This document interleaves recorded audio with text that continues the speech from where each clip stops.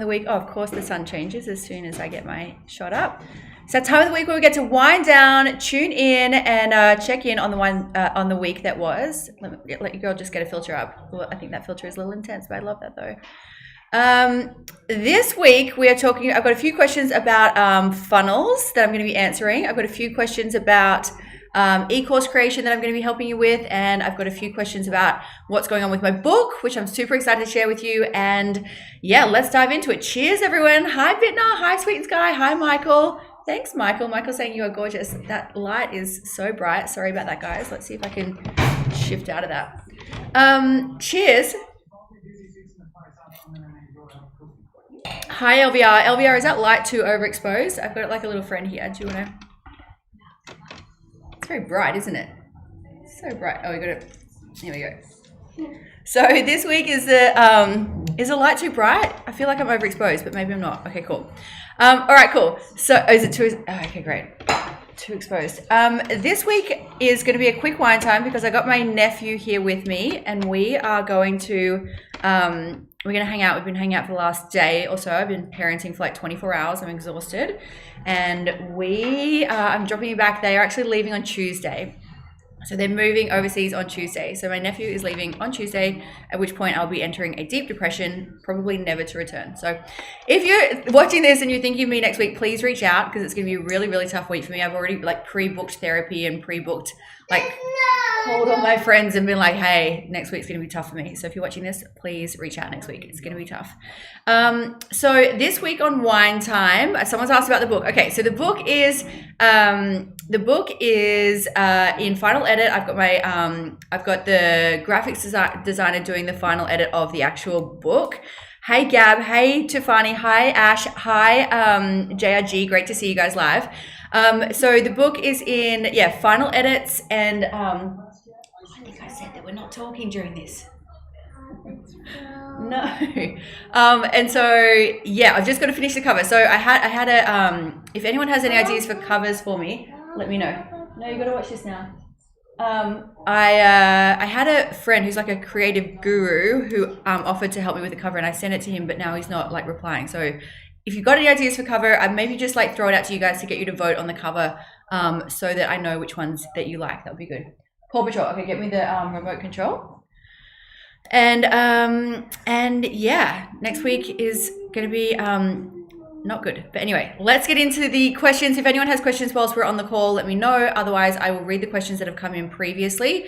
Someone has asked, how do I know, Galaxy's Girl has asked, how do I know if my funnel is ready for Facebook ads? So you can only, your funnel is only ready for Facebook ads once all parts of your funnel are optimized. So the best part that I love about this business so much is that you can literally hack your funnel based on maths. So funnels are like you can literally just like see which part of the funnel isn't working, and then optimize for that part of the funnel. So if you look at, say, for instance, your landing page and it's only converting at like 18% instead of say 25 to 30%, then you know that you need to work on that part of the funnel. And there's different statistics at every step of the way. And the best part about this business is once you just get to understand what the statistics are, then you can just go through and optimize that part of the funnel. So I always recommend not spending $1 on Facebook ads until you have a funnel that's actually optimized and converting with organic traffic, because otherwise you're just going to be throwing more traffic into like a bucket with a leaky hole, right? So it doesn't really make a lot of sense to do that until you know that your funnel is completely optimized. I did a really great podcast this week actually with one of my, she used to be a mentee of mine, and now she's like doing this thing herself, like, helping people with funnels and helping people with e-courses and that kind of thing. And she read out during our podcast interview, she's got a podcast now, and she read out during the interview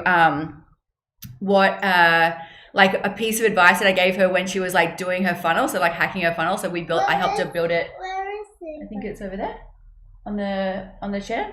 And I helped her build her funnel, and she was doing these live calls every single week. So she was doing like a live webinar every single week, and trying to like hack parts of her funnel every week. And she sent me this message at like, I don't know, week 6 after doing a live webinar. I'm losing money every week. And she's like, I'm quitting. Like, I can't go on. Like, this is it. I'm not doing this anymore. And I sent her like a message that I totally forgot about. And she read it out on this podcast. And it was something like along the lines of like, this is the point that everyone quits, and this is why you're not going to quit, and this is why you're going to be successful. And so she like read this out to me. She was telling me on the podcast that she now has that funnel on evergreen, and it just makes her money, like has made her money. She hasn't touched the funnel in 2 years. So yeah, that's pretty cool. Hi, Alan. Hi, Michael. Hi, Renae. Bitner, thanks for the advice on the book. I might reach out and speak to you about that. And Bitner is talking about Freedom Funnels, which is the course that I teach. I don't. It's not. Come on, kid. I told you we're not talking. It's in the chair. In there. So Freedom Funnels is a course that teaches you this, and I'm relaunching Freedom Funnels actually before the book. So the book is actually available for pre-sale. Hey, Rossi, how are you? The book is available for pre-sale. If you want to go and hunt it down, it's on my website. And and you can get access to the book now at a pre-sale price. And then yeah, once I finalize the cover, you can get that. Okay, I got to find the controls for this kid. Come here. Where are the controls? Oh, mate, I don't know where they are. We lost them. You're going to have to watch something else. What else? Oh, yeah. Yeah. Okay. Yeah, no, it wasn't that sunny. It literally just got sunny, of course, as soon as I set up my my camera. 1 second. Yeah, how's that one? Is that one good? Huh?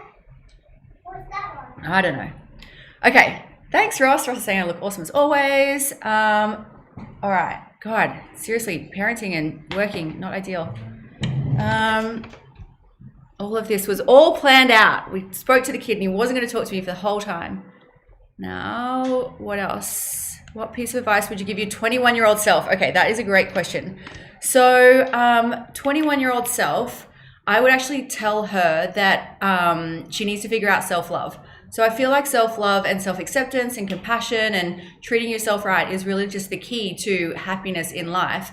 And this was something that I really lacked. I really lacked self-love. I had to teach it to myself really late in life, like well after 30, like probably like mid-30s, early 30s, after I've been like just so badly treated by so many dudes.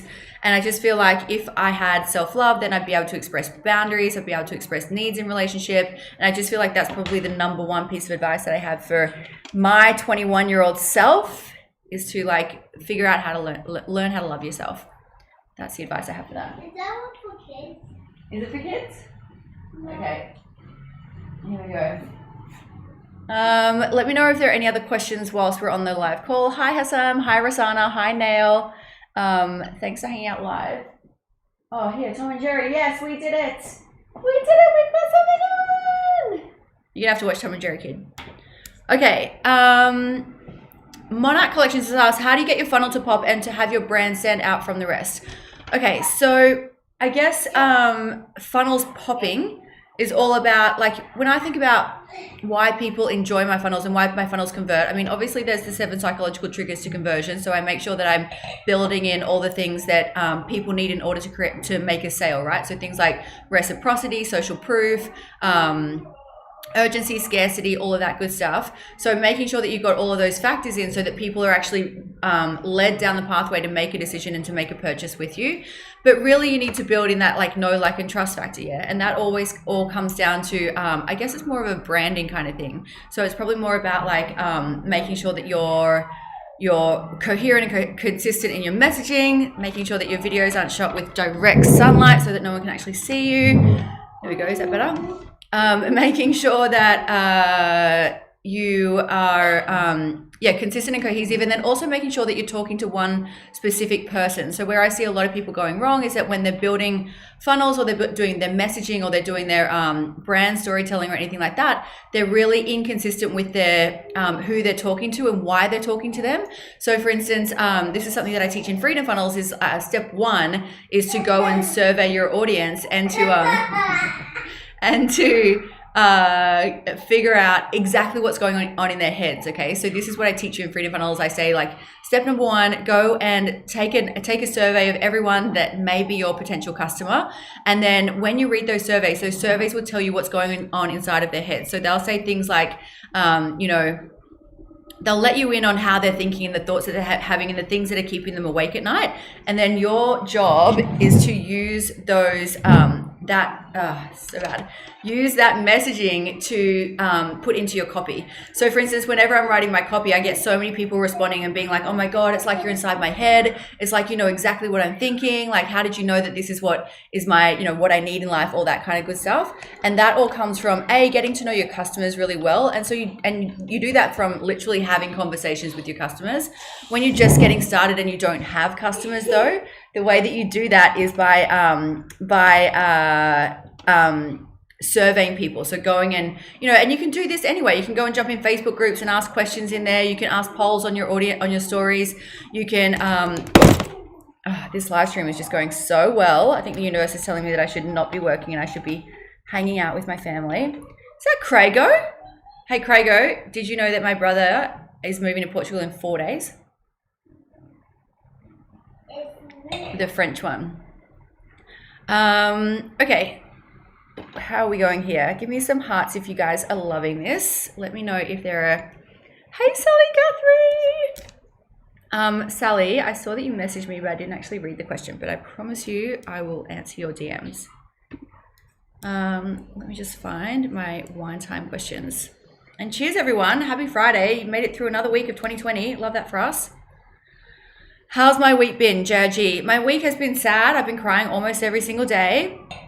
Sally, I may actually come and get a treatment. Sally does, I guess you would call it hypnotherapy, but please correct me, Sal. But she does like treatments and healings and cleansings. And Sally, so my nephew's leaving on Tuesday. So I've just been super sad and I've been like speaking to my therapist and trying to work through it and all the things. So my week hasn't been great, but I feel like this week has been great compared to what's coming next week. So once again, if you're watching this, please reach out next week because it's gonna be really shit. So I might come and see you, Sal. Okay, let me know if there are any questions whilst we're on live. Thanks, Bitna. Hi, sensual tantric massage. Ooh, that sounds amazing. Maybe I'll come and get one of them next week. Do you think people are designed or born with certain attributes? For example, I typically lack urgency. Can I change this trait about me? Or do you think they're set in stone? If so, how can I change them? Okay, so Sally said pain is safe. Let's chat. Ooh, pain is safe. Wow, that's good, Sal. I love that. Do I think people are designed or born with certain attributes? Yes, I do. But I don't think anything is not learnable or teachable or trainable or, I don't think you can't figure anything. I don't think there's anything you can't figure out. So for instance, the person who said that I typically lack urgency. So that's a program that you're telling yourself, and it's probably something that you've repeated over and over again. So now it's a habit, right? So you formed what was once a thought is now a habit or a limiting belief. So now you're convinced that you lack urgency, but really you've probably just never been in a situation where you're required to have urgency. So, maybe you've lived a life where you didn't need to develop that as a skill. So you just haven't. So maybe you've developed other skills. So really when it comes down to things like urgency, like that is just something that you can train yourself out of. So how do you train yourself out of things? You start by taking small inspired action steps every single day, and you build up that new skill or that new attribute that you want to build up. You build that up over time. So you're not going to wake up one day and go from being someone who is laid back and doesn't have urgency to waking up the next day and being someone who has urgency. You're going to have to build that up the same way that you build any of these muscles that I talk about all the time. So if you know that you lack urgency, so then you're going to start setting goals, or or milestones for yourself throughout your day. So if you know, like, I can finish this particular task in 2 hours, rather than setting yourself 2 hours, set yourself like an hour and a half, and then build up your urgency that way, or build up your, I guess that's building up speed though, isn't it? I guess what I'm trying to say is figure out situations that have little to no significance and build up your urgency over time in that regard. So figure out in your own life where you can start factoring in bits of like brackets of urgency that isn't too, that doesn't have a big, like a big weight on it. I don't have words today. Doesn't have like a big importance to it. Let me know if there are any questions live. I feel like we're going to wrap it up early today because I want to go and play with this little guy. We've done soccer and speech therapy today. Pretty cute.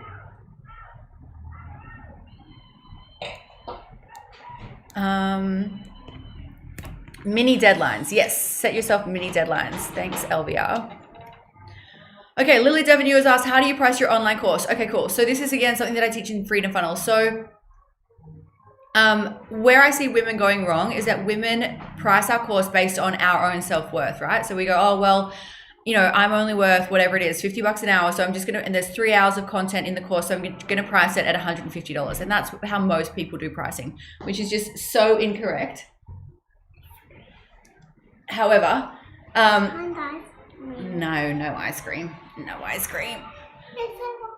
However, instead, there are 2 ways that I want you to think about pricing. Firstly is to think about what you've overcome in your life, or the hours that you put in, or the money that you spent in order to get to being in a place where you're able to impart that wisdom. So for me, when I started teaching my first course, I taught my fashion styling course. Well, I'd spent 6 years working as a fashion stylist at that point, and 5 years prior working as a fashion designer. So I had about a decade of knowledge, so tens of thousands of hours in the industry, and you know, had done the hard yards. So back then I priced my course based on that. So based on how many, sort of like the number of hours, I guess, that I'd put in to develop the course. And that's certainly one way of doing it. And it might be easier for you to overcome any mindset or money block shifts, money blocks by thinking about it that way and being like, well, I've spent a decade learning this, or I've done 50 training programs to get to a place where I'm able to teach this, or whatever it is. So that could be one way for you to think about it. Another way, which I actually recommend, is to think about the transformation that you're going to be providing with people. So for instance, if your course is going to help, like for instance, one of my students has a course that helps people overcome domestic violence. So, you know, how do you price that course? Well, that course is priceless, right? You know, if you're going to tell someone that you can help them overcome their, you know, lifetime of trauma, well, then that should be priced at a fairly, you know, like you're not going to price that at like $97, because obviously there's like a lot of, you know, there's a huge transformation that's going to come as a result of that. So you definitely want to think about it that way as well. So thinking about how how big a transformation you are going to give to someone, and use that as a basis for pricing your online course. One of my other students, who's about to put her funnel on Evergreen this week, actually, she's teaching a Ayurvedic course. And her course basically teaches health and wellness. So it's sort of like a, it's basically Ayurvedic. But like, if you can learn health and wellness in one course, like what would you pay for that? You know, and I think she's pricing it like $1,500 or something. And I think that's a really great price for that, because imagine if you could just go and do one course and learn all that there is to know about Ayurveda or health and wellness or all that kind of thing. Kid, what did we say? And then following on from that, the question is, how long should your online course be? So your online course, again, should be as long as people need to get the transformation that you're promising. So the last thing that people need is more content. People don't sign up to a course because it has 47 lectures instead of 27 lectures. You know, they sign up for, again, the transformation. So your job is to try and get people the transformation in the shortest period possible. So rather than, you know, stuffing it full of content for content's sake, figure out, what do my people need to know? What do my dreamies need to know in order to get the transformation, and making sure that you deliver that in the quickest and easiest way possible. That's probably how long your course should be. Let me know if there are any questions whilst we're live on the call. Otherwise, we're going to wrap this up, because #child.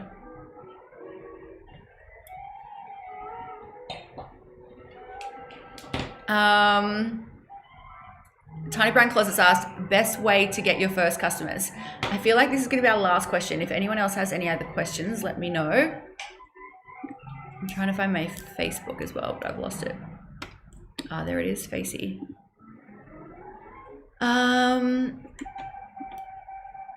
one on Facebook. Great.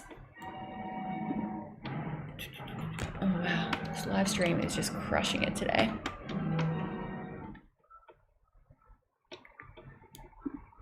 What's up, guys? Hi, Kristen. Hi, Lulubelle. Hi, Nell Agio. Thanks for hanging out with me live. Hi, Amelia Juniper. I'm just trying to see if there are any other questions whilst we're live. Otherwise, I'll talk about how to get your first customers, and then we're going to wrap this up. I'm going to go play with my nephew. So, okay, so Facebook is clear. All right, so how to get your first customers. So the way that you get your first customers is to go and find where your customers are already hanging out. So in the beginning, in the start, you're going to have to go and get those customers and bring them to you. So go and find Facebook groups, or go and find places that they're already hanging out and connecting, and go and collaborate with the owner of that group, or the owner of that page, or the owner of that platform, whatever it is. So really, like, yes, you can like go and get active in groups and, you know, certainly add value, which is, you know, it is definitely important to be doing that when you're just starting out, but I reckon you're better off just going straight to like a publicity collaboration kind of route. So finding who's talking to your customers and just hitting them up and being like, hey, can I get in front of your people? I'd love to offer a live stream, or I'd love to do a Q&A, or I'd love to do like a whatever it is, something that you're going to give value to their audience, and go and get in front of that audience, rather than do it intentionally, rather than doing it covertly and just being like active in Facebook groups. So go and find the people that are already talking to your ideal customer. Make sure that they don't have a competing product. So like, you know, if you want to get in front of like a women's like if you're someone who's teaching women's personal training, go and speak to the mummy style blogger.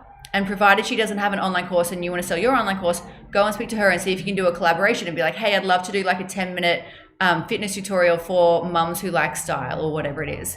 And just offer a tutorial for her, offer a collaboration, and offer to do the same thing for your audience as well.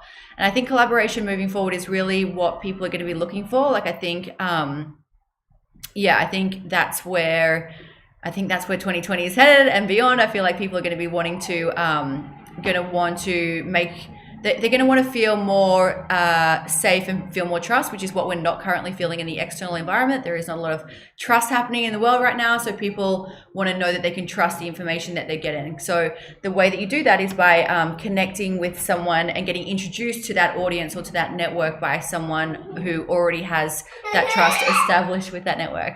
I mean, is that not the cutest sound in the whole world? All right, you guys, doesn't look like there are any other questions. So I'm going to wrap up wine time early and go and enjoy my final 4 days of happiness. And book is going to be finished. I'm going to work on the book cover next week. Probably not next week. Not going to do a lot next week. And then, the book is available for pre-sale if you go to my website, amberrenae.com or amber.courses. You can pre-buy the book there. I haven't done a big launch. I'm going to do a big launch later on the year. I'm actually going to launch Freedom Funnels first up. So we're going to do Freedom Funnels, and then we're going to go into book launch, because the TV show, launch of the TV show has been pushed back a little bit. The launch on the streaming side has been pushed back by about a month or so. So I'm going to slot in a Freedom Funnels launch before then. So if anyone's interested in launching their online business, creating an e-course, building the funnels, understanding ads, talking about anything that what I spoke about today, like the course creation, anything like that, then keep notifications turned on, because that's what Freedom Funnels teaches, and the doors are going to be opening really soon, as soon as I can get over this minor hurdle of my life. So have a great week, you guys. Thanks for hanging out with me live, and there won't be a wine time for the foreseeable future until I can get my shit back together, but I have no idea when that will be. So wine time is on hold. So until then, I'm going to share some puns that my girl Gab gave me through the week.